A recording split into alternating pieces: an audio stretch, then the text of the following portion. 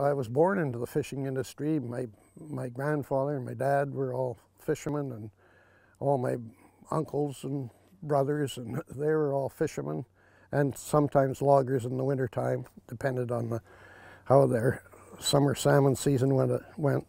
We're right here in Madeira Park. This is where we unloaded the whales.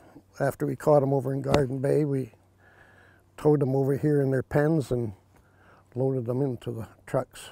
It was dark, when they come in, and we could just hear them. We couldn't see them. We could just hear them at the night there, and we knew they're up in the bay, so we just sat. We didn't know what we were getting or how we were getting or what.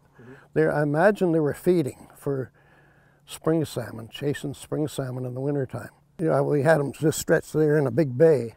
So it took, after that, and when it come daylight, we used Bill Cameron's boat. He had a small herring seine on, and we used it to corral them into corners and got them into a smaller area. And then we went and got logs and that, and built 66-foot pens to put them in, and we had John Redden made us up all the fish ponds and that to hold them.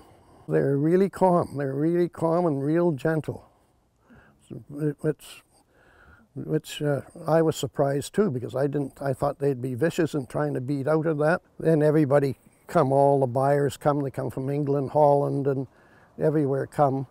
Big flat deck trucks with big boxes on with slings in to hold the whales to support them there, and then we'd have that in the water, and we'd get it under the whales and that, and then they'd lift it up with this big crane. They had pumps to keep the whales moist.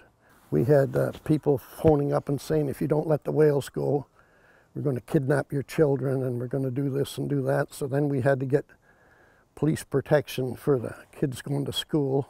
But they weren't worried about us catching the whales. It was, the talk was here, was they thought we made a bunch of money, and they didn't like that. Well, if I had to do it over again, I wouldn't do it. It was tough seeing the whales coming up here, and a little baby going someplace and the mother going somewhere, and them starting to cry.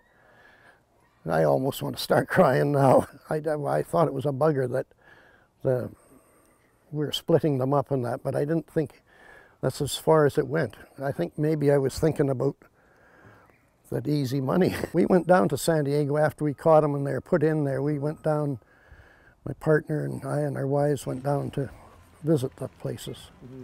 I feel sorry for Corky. I'm sorry I caught him, being put there all that years. I'd like to see her brought back, but I'd like to see her if she's in a pen. I could see keeping her in a pen for a while, and then maybe when the whales come, let her go. Because what the hell, she's going to die soon anyway, so let's take a chance on it. That's how I'd look at it.